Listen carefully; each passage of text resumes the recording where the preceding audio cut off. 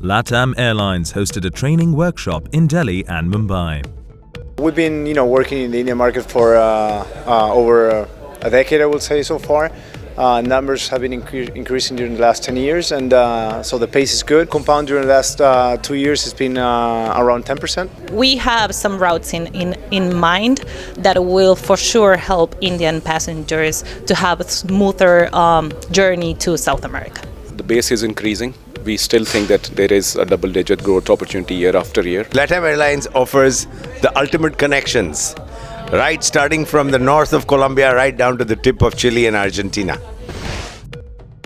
IRCTC signs MOU with Karnataka State Tourism Development Corporation to market and operate Golden Chariot Train from March 2020. You support smaller players like us, and you are really helping us to bridge the gap to the travel fraternity, to the people who we cannot reach.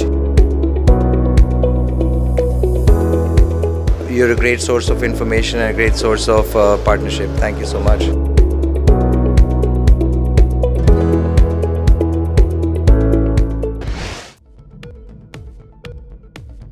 Hospitality veteran Greesh Bindra shares his story.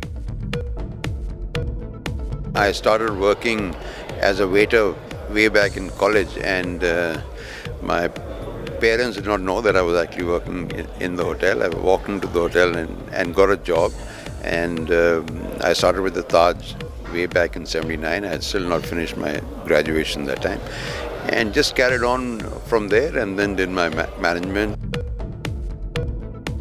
Tourism has been in my blood.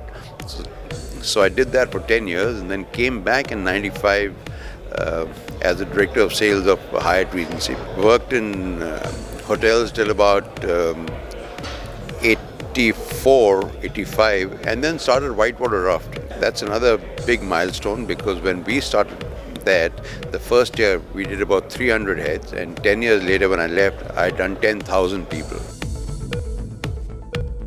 In the hospitality, that personal touch and relationship is a key factor. And I think your people are the ones who need to be looked at very carefully, because they grow with you and they make you grow. So you cannot just overlook that. And I think that is my strength.